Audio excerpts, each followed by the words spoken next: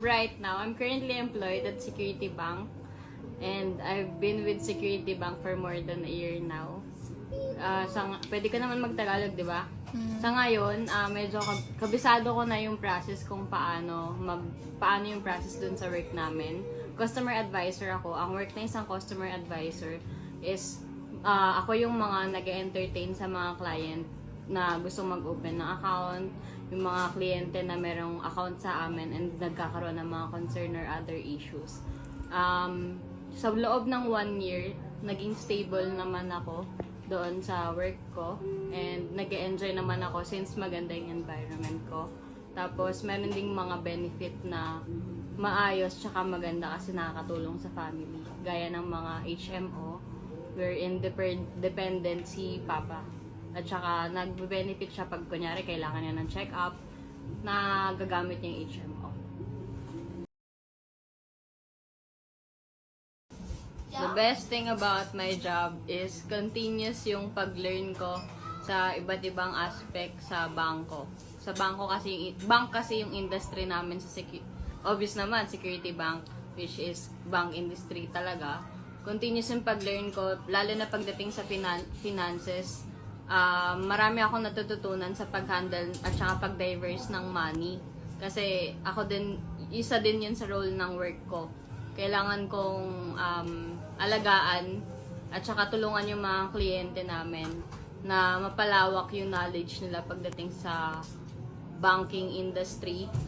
Introduce ko sila sa mga product like time deposit, account savings, treasury bonds, yung mga ganun na klase ng product ng bangko. Usually, hindi nila alam eh. Yung alam lang nila lagi is savings or checking account. Pero may mga product like treasury bonds and time deposit na mas mapapalago ng mga kliyente yung pera. Doon ako natutuwa sa job ko ngayon kasi nakakatulong ako sa ibang tao na mapalawak yung knowledge nila tungkol sa ibang mga product pa para mapalago nila yung pera nila. Yun. Yes, I find fulfillment and purpose in my current job kasi gaya ng sinabi ko kanina, nakakatulong ako sa ibang tao. Tsaka yung fulfillment na mararamdaman mo pag nakakatulong ka sa ibang tao, masaya. Kunyari may problem sa ganito, yun yung kailangan ko siyang isolve kasi yun yung work ko doon sa branch namin. Kapag may concern, kunyari hindi nag-push through yung pag-transfer ng pera, a-assist ko yung kliyente. Ganon. Madali lang siya, pero medyo may mga kliyente kasi depende sa kliyente yung magiging hirap ng trabaho mo. Advice sa graduating student gaya ni Kesley or ni Clarence, enjoy nyo lang yung kasi kapag nagtrabaho na kayo, grabe yung responsibility. Pero, kung magkakaroon kayo ng opportunity na mag-try na, kunyari, sariling business or may time pa kayo na mag-try magtrabaho, try nyo din kasi magiging parang advantage pagka-graduate nyo tas nag-apply na kayo sa work. Magiging advantage yun kasi parang nasubukan nyo na at saka alam nyo na kung mag-stay ba ako na mag-business lang ba ako o mag-stay ako sa trabaho. Pero kung kakayanin din naman, try nyo both, being employed at saka sariling business kasi wala naman talagang yumayaman sa pagiging empleyado. Yun lang. Okay naman ako sa trabaho. Kahit mahirap, ganun talaga. Pero kaya naman kasi nasanay na rin naman ako eh. Kahit mahirap yun, mabigat, nasasanay na rin ako. Tsaka ito, okay lang naman ako. Wala namang masakit sa katawan ko. All goods pa rin ako. Yun lang. Tiyagaan lang talaga sa trabaho na to. Maganda sa trabaho, siguro yung samahan namin, mga katrabaho ko, yung tulungan namin, yung kahit mahirap na, nandun pa rin yung saya, yung tawanan, yung biruan, at yung pag kumikita ka na, masaya kasi nagbubunga yung hirap mo. mararamdaman mo rin yan. Pag nandun ka na sa sitwasyon na gano'n. Meron dahil, yun nga, nakakatulong ako sa pamilya ko. Sa mga gastusin. Sa trabaho, nakakatulong ako kasi nakikita ko yung ginagawa kong hirap. Nakakatulong ako sa kumpanya, sa boss ko, sa ibang tao. Maraming magandang nangyayari sa akin sa trabaho ngayon. Na kahit mahirap, tuloy-tuloy lang. Ganun talaga buhay. Advice ko lang na sa mga graduating dyan, pagigihin nyo lang sa pag-aaral nyo. At pagbutihan nyo lagi. Galingan nyo lang. Focus lang kayo sa pag-aaral. At pagdating nyo sa dulo, ginawa na ang mangyayari sa buhay nyo. Lahat sa umpisa lang mahirap. Pero pagdating sa dulo, masarap na. At keep it up mga tol. Ingat lagi kayo. Ang experience ko na hindi ko makakalimutan, maaga kaming naulila. 7 kaming magkakapatid. Ngayon po, namatay po ang tatay ko. Ano pa lang ako, edad na 10 taon. Namatay po ang nanay ko, edad akong 15 anyos. Kanya po, kinuha kami ng lola ko. Sa mother side ko po yun. Sila pong nagpalaki sa amin ng kaming 7. Ngayon, ako po, 12 years old pa lang, nagtitinda na ako sa palengke. Kasama ko yung mga kapatid ko. At saka, titinda kami sa karsada. Hanggang sa nakita ko yung tiyahin ko. Sabi niya, kung gusto mo ipapasok kitang mananahe ng damit sa Macumber. Sa edad ko pong 12 taon, naging tagawalis ako doon, tagalinis, tagawalis. Hanggang sa umabot po ako ng 3 taon doon. Nung pungaraw, kinuha na akong mananayin ng patayan. Hanggang po, yun po ang kinabuhay naming magkakapatid. Yung pong aking kuya, siyang naging ama. At ako naman ang naging nanay sa 7 magkakapatid, yung 5 kong kapatid. Hanggang sa naparal ko po sila ng elementary sa public. Ngayon po, yung isang kapatid ko, kinuha po siya ng foster parents. Pinaaral siya sa Amerika. Pinaaral siya. Yung pong foster parents na yun, sumasahod po siya ng 19 pa po yun. 60 something na 35 pesos a month.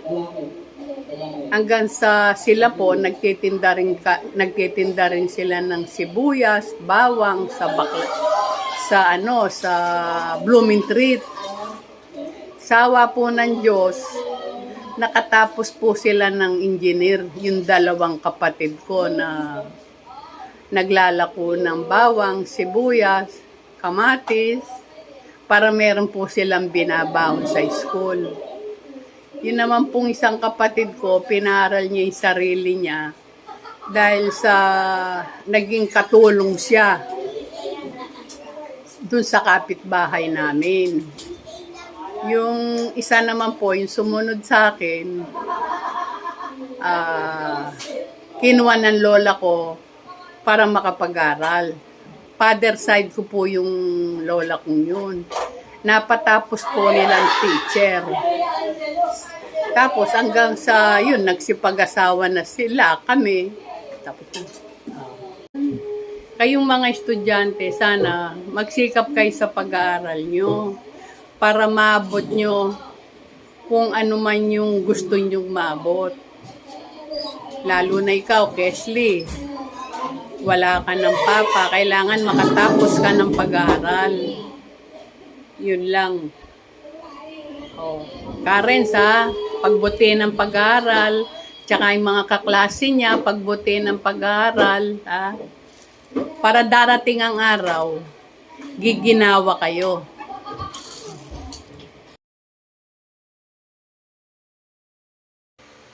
My experience during interview, I'm so very nervous. Because, sila, may mga experience na sila eh. Ako bilang estudyante, wala pa akong experience na kahit ano, trabaho, kahit simple man yan.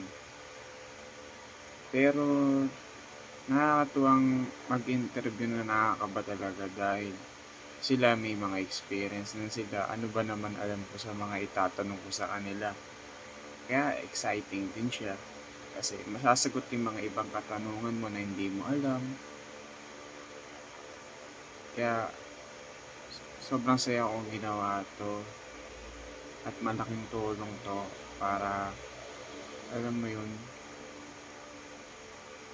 maabot mo yung pangarap mo. Tsaka yung mga advice nila, sobrang ganda.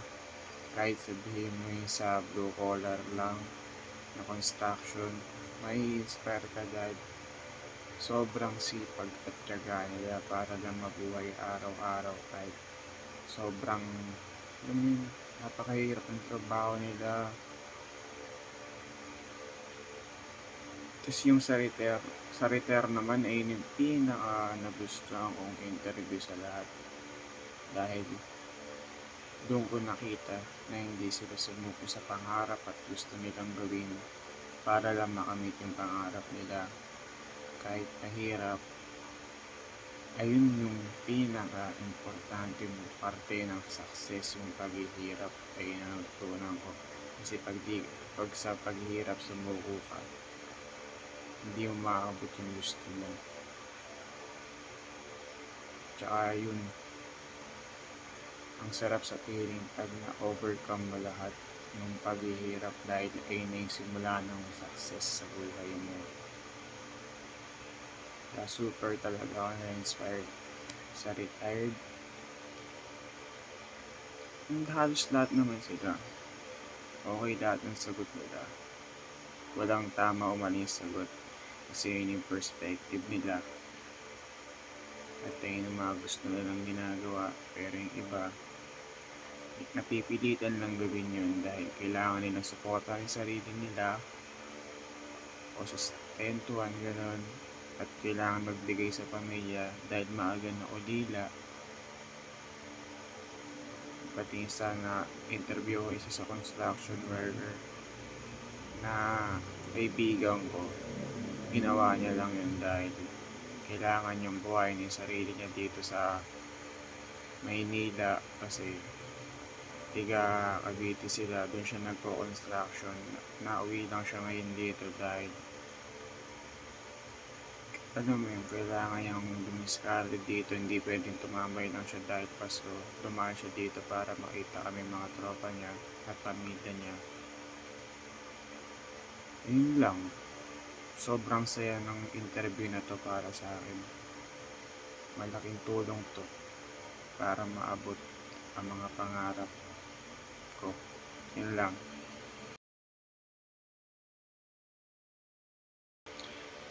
Among the three people that I interview, ang pinaka nagustuhan ko doon yung sa retired talaga. Like what I said, ang retired nga, doon mo makikita na hindi nila sinukuha yung pangarap nila, yung gusto nila sa buhay. Kaya sobra ako natutuwa. At medyo na-overwhelm habang kinukwento niya yung kwento niya, paghihirap niya. Bago siya umabot sa point na nag-retired na. Alam mo yun, hindi ko nga alam kung kakayanin ko yung ganun.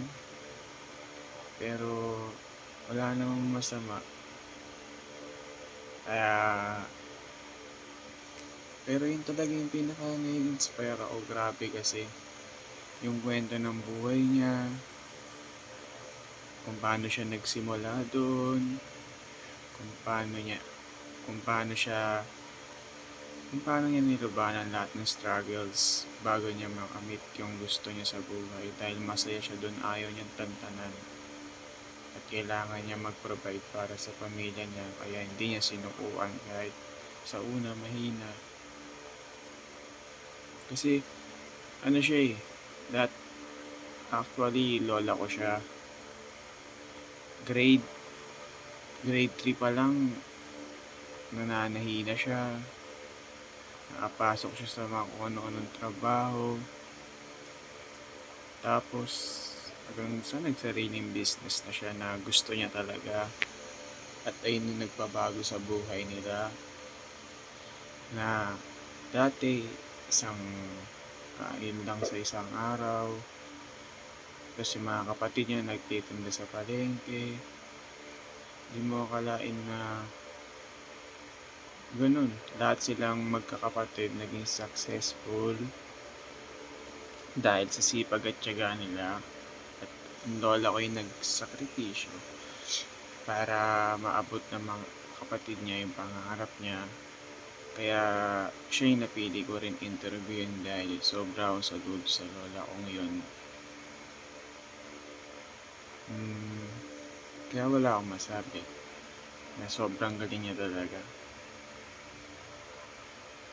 Yun lang.